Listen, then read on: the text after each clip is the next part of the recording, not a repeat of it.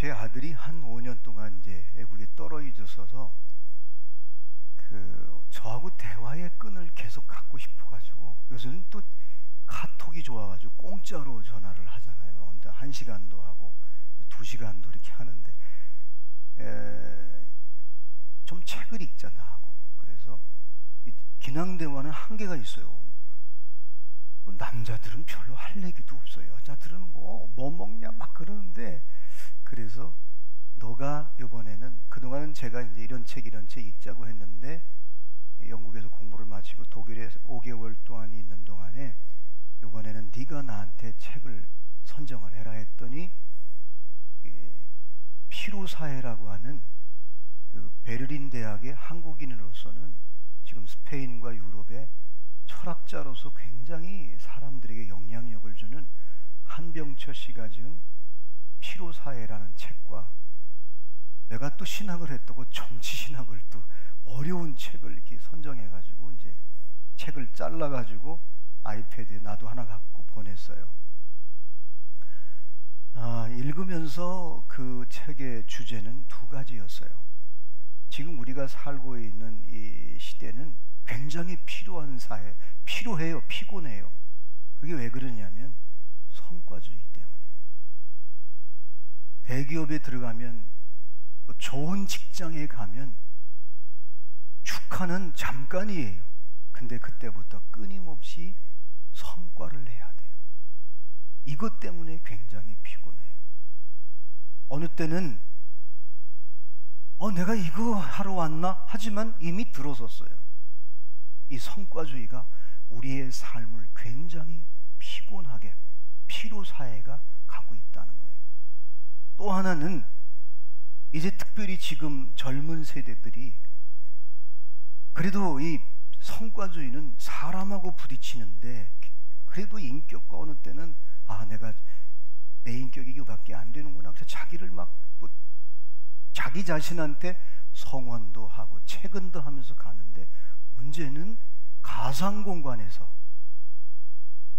비인격적인 관계 속에서 어느 중학생이 게임을 했는데 50 먹은 사람도 40 먹은 사람 형님 하면서 따라오는 거예요. 그러니까 내가 굉장한 줄 알고 밤을 새웠는데 컴퓨터를 끄는 순간 허탈한 거야. 허전한 거야. 이 피곤, 이 피로는 대상이 없기 때문에 굉장히 우울해집니다.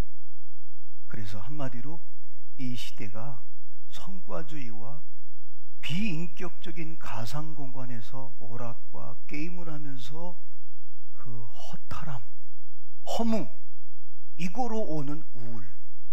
우울은 자기를 무너뜨리는 거잖아요. 이것이 현대사회의 가장 큰 질병으로 다가올 수 있다. 이 책의 내용은 그거였어요.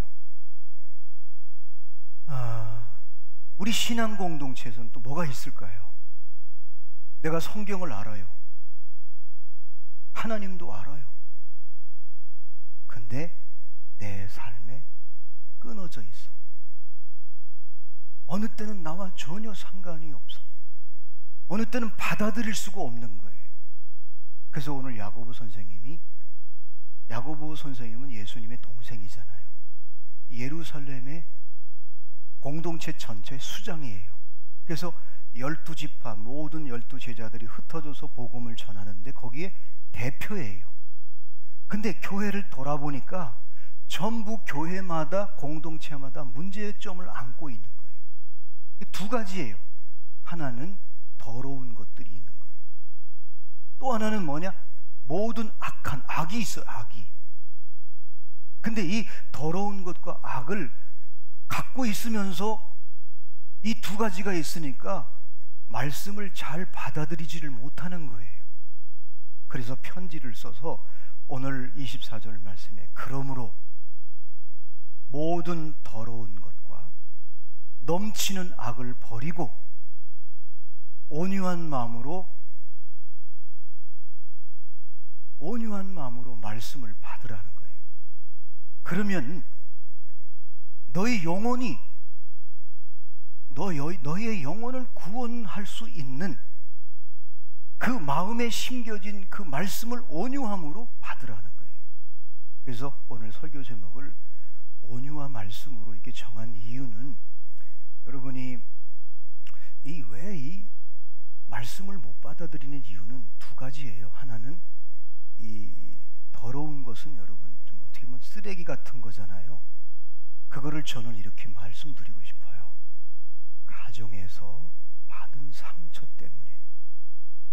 이 상처는요, 어느 때 이 상처받은 사람은 말씀을 받을 때 이게 가려서 받아요.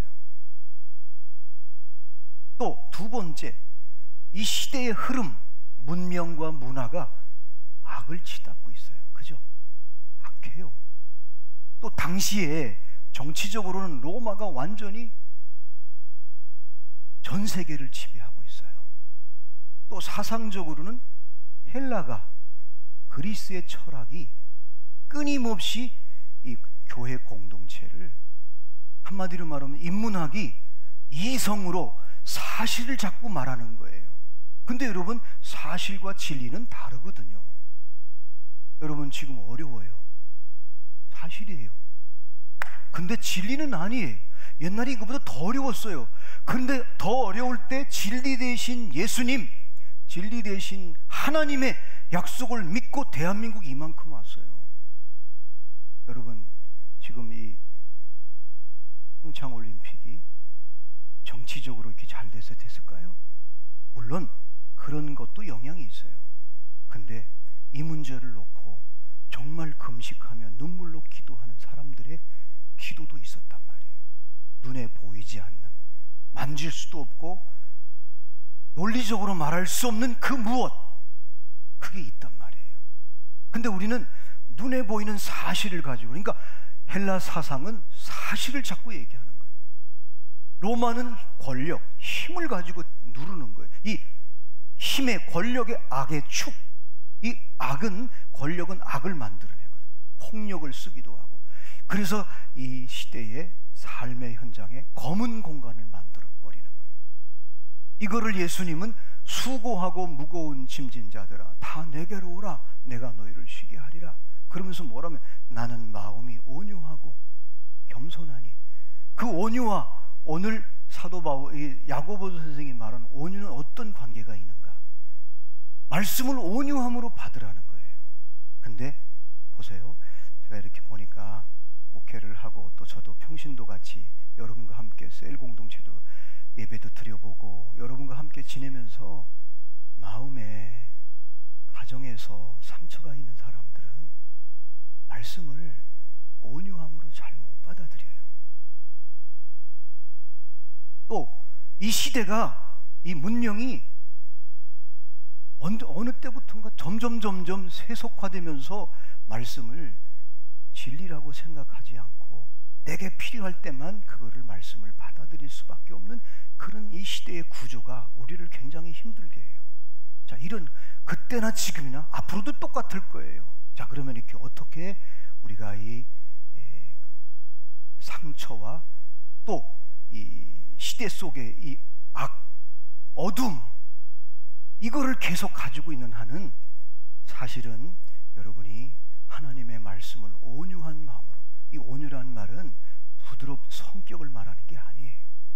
우리는 온유하면 부드러움은, 저도 사실은 그 온유라는 해석을 이성적으로 해석하면서 온유를 늘 생각해 왔는데, 이제 목회를 해보니까 온유라는 것은 그런 의미도 있지만 그 다음 차원의 온유가 있더라고요. 왜 예수님의 성품을 사도 바울이 빌립보서에 온유와 겸손을 얘기했고, 야고보 선생님은 예수님의 동생이잖아요. 예수님을 옆에서 어린 시절을 다 같이 보냈는데 어떻게 말씀을 온유함으로 받으라는 말을 했을까? 온유하면 부드럽고 성품이 좋은 걸로 우리는 생각하잖아요. 근데 그런 성경은 그런 의미도 있지만 그 다음 더 깊은 곳을 말하고 있는 거예요. 예를 든다면 내가 어느 동네에 갔는데 길을 몰라서 내 목적지를 좀 가르쳐 달라고 했더니 그 사람이 아주 못생기고 손도 못생기고 아주 냄새도 나고, 그런데 이 사람이 이쪽으로 가셔 손을 가리켰는데, 예를 든다면 내 마음속에 아, 저 사람 왜 저래? 신뢰가 가지 않아. 그리고 냄새가 나. 손도 못생겼어. 거기에 빠져버린 사람은 그 사람이 손가락 가리키는 그 길이 맞는데도 안 갈 수가 있어요. 그 사람이 더럽던 지저분하던 냄새가 나던 못생겼던 그 사람이 가르치는 게 중요한 거잖아요. 근데 우리는 때때로 이 하나님의 말씀을 받아들일 때 내 안에 있는 지난날의 과거의 아픔과 상처, 그 시대의 흐름 때문에 이게 가려져 가지고 하나님의 말씀을 그대로 100% 하나님의 말씀을 받아들이지 못하고 응답하지 못하고, 소위 영어로 말하면 그냥 반응만 하는 사람이 있어요. 리액션만 하는 사람이 있어요. 근데 어떤 사람은 그거를 리스반스 그대로 믿는 거예요. 올 한 해 내게 주신 말씀을 나는 그대로 믿고, 그것은 나는 하나님의 약속이기 때문에 이렇게 될 줄로 믿어.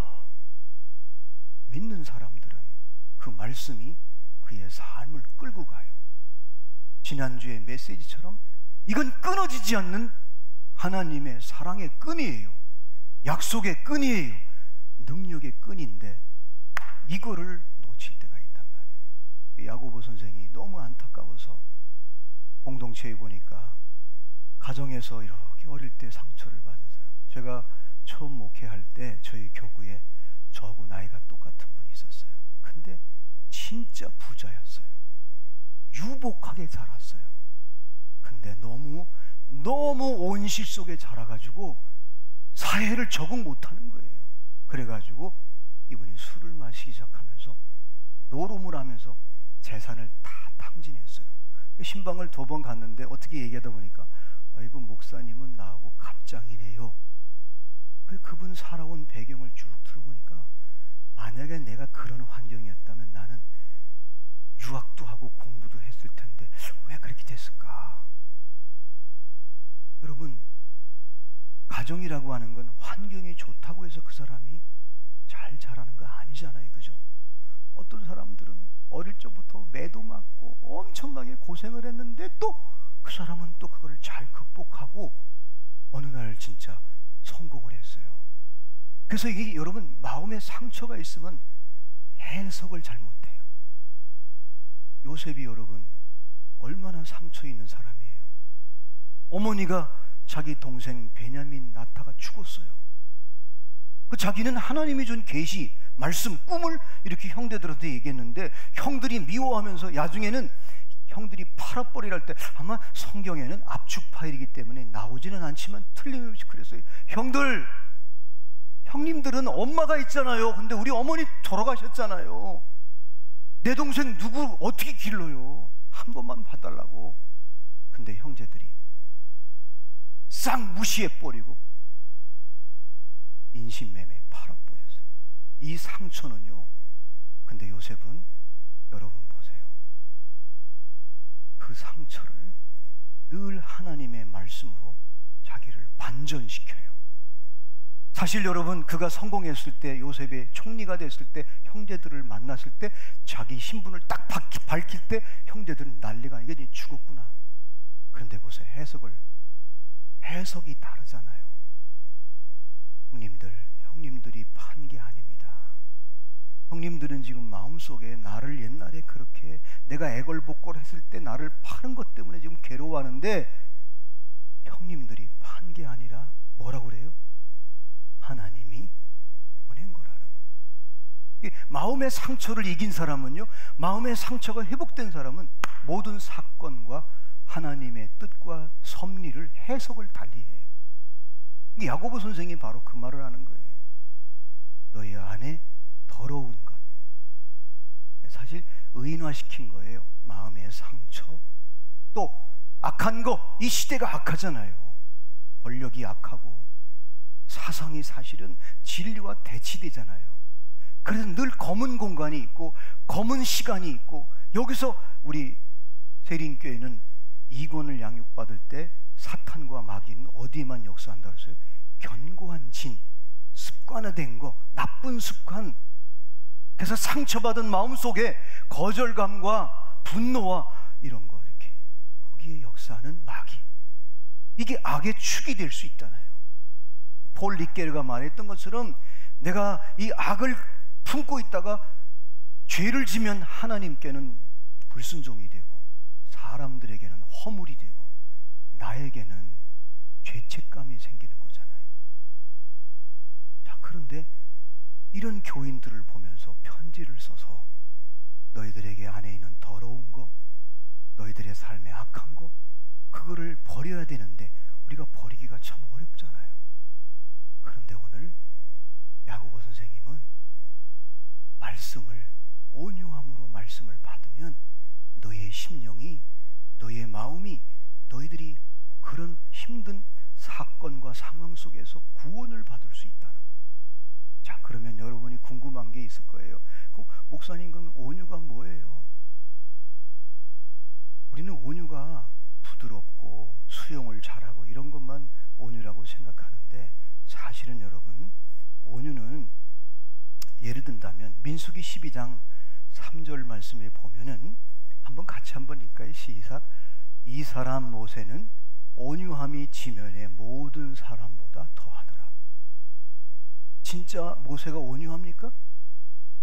40일 동안 시내산에서 하나님이 불러서 거기서 혼자 있다가 뭐를 받아왔어요? 10계명을 받아왔는데 내려와 보니까 금송아지를 섬기고 있을 때 화가 나니까, 아니 아무리 화가 나도 이거 좀 하나님 잠깐 계시오 하고, 그래서 이거는 집어던지지 말아야 되잖아요. 근데 집어던져서 하나님께로부터 받은 계명이, 돌판이 깨져버렸어요. 승길이 아주 고약한 사람이에요. 그죠? 근데 어떻게 이 사람을 온 지면에 온유함이 승하더라.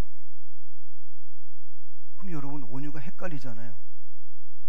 예를 든다면 엘리야라든가 엘리사, 그 유명했던 엘리사 같은 경우는, 여러분, 엘리야보다도 엘리사가 영감을 갑절이나 받아 큰 일을 했어요. 근데 엘리사도, 여러분 성경 열왕기하 22장 23절에 24절 보면 엘리사가 거기서 베델로 올라가더니 그가 길에서 올라갈 때에 작은 아이들이 성읍에서 나와 그를 조롱하여 이르되 대머리여 올라가라, 대머리여 올라가라 하는지라. 엘리사가 뒤로 돌이켜 그들을 보고 여호와의 이름으로 저주하며 곧 수풀에서 암곰 둘이 나와서 아이들 중에 42명을 찢었더라. 이게 온유한 거예요? 어떻게 하나님의 선지자가, 엘리사가 대머리였나 봐요. 여러분, 대머리 약 올리면 되게 기분 나쁘대요. 42명의 아이들을 곰이 와서 찌고 죽였어요. 예수님이 온유? 어떻게 예수님은 나는 마음이 온유하고 겸손하니 내 멍에를 메라, 그리고 나게 배우라, 그럼 너희들에게 쉼이 있을 것이다. 마태복음 11장에 있는 말씀처럼, 그럼 예수님도 온유한데, 예수님이 요한복음 2장에 보면 이렇게 기록되어 있어요. 성전에 들어가서, 우리 한번 같이 읽을까요? 시작. 성전 안에서 소와 양과 비둘기 파는 사람들과 돈 바꾸는 사람들이 앉아있는 것을 보시고 노끈으로 채찍을 만드사 양이나 소를 다 성전에서 내쫓으시고 돈 바꾸는 사람들의 돈을 쏟으시며 상을 엎으시고. 이게 온유한 거예요? 뒤집어 엎잖아요.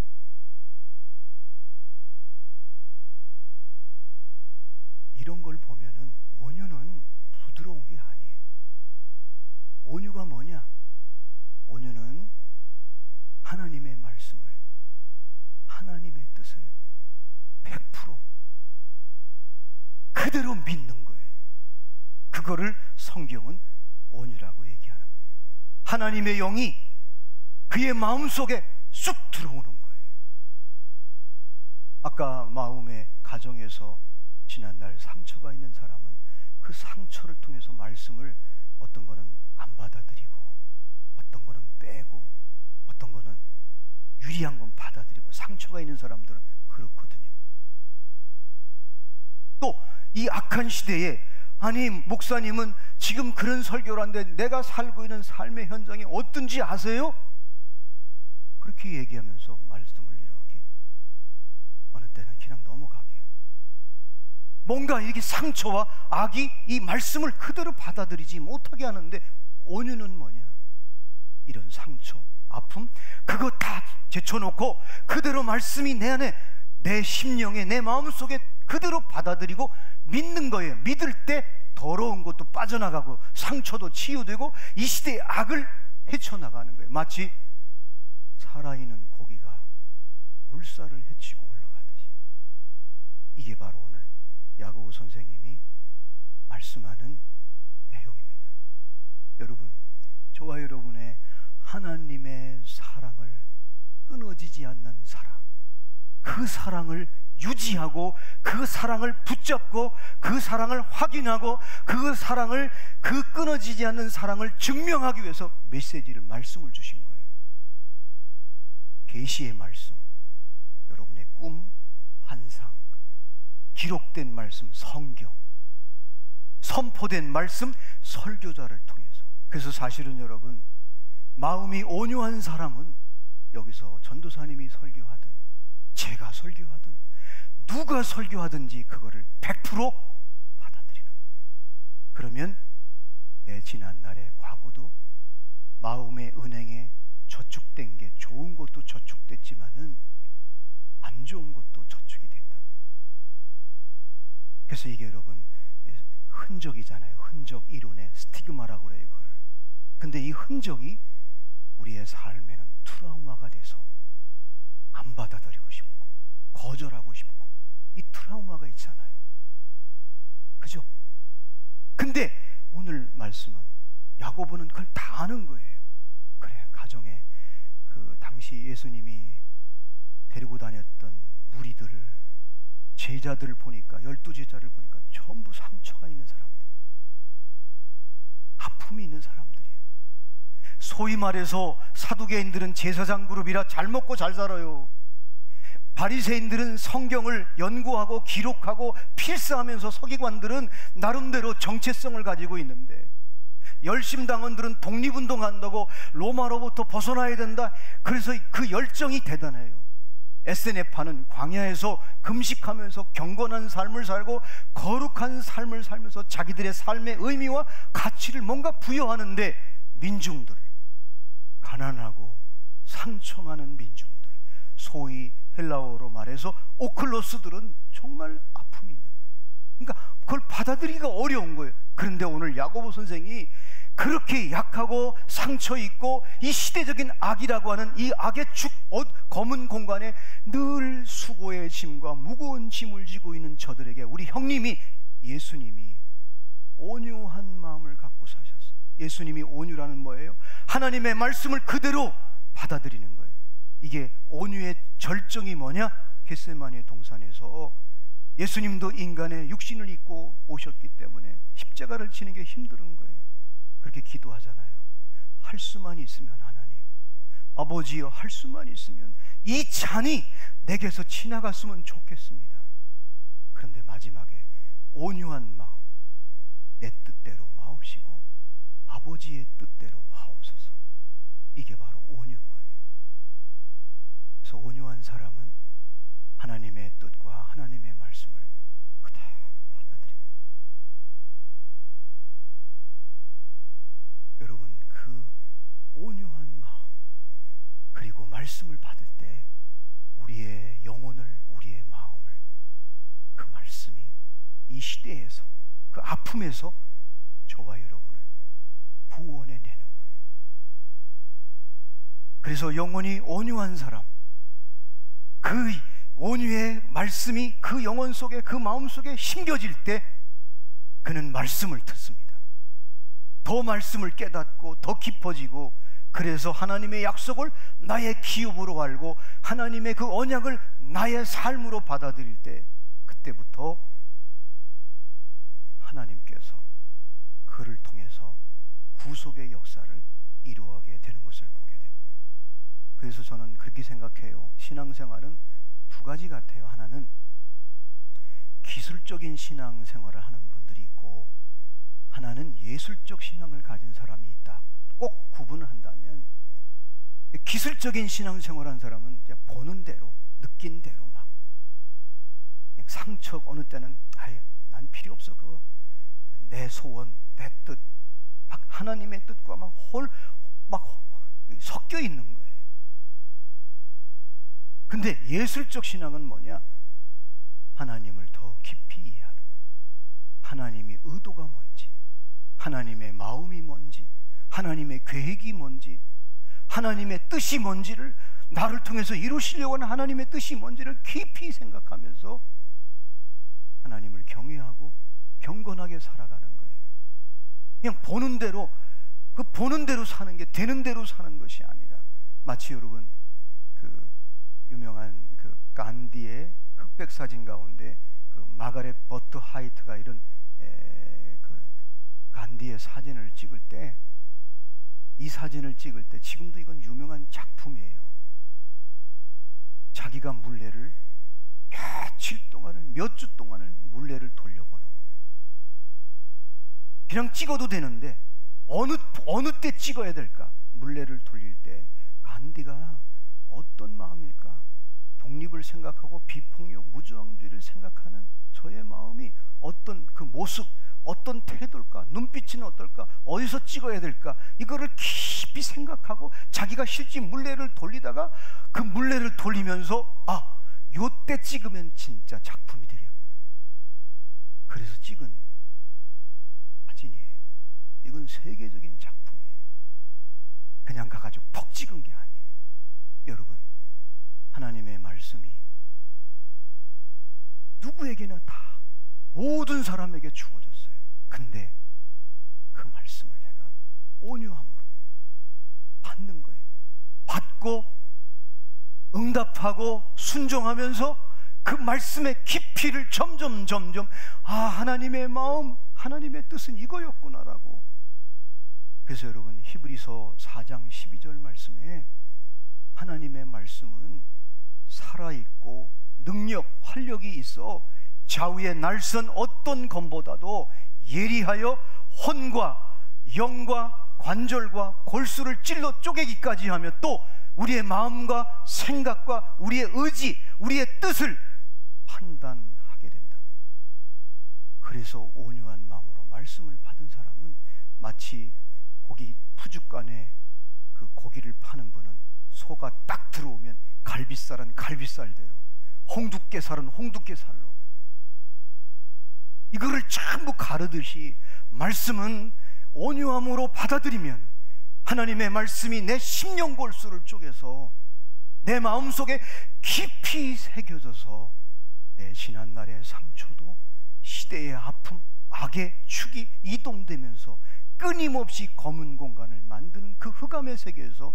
그거를 빛으로, 소금으로 뚫고 나가는 그런 구속사의 역사를 품고 살게 된다는 거예요.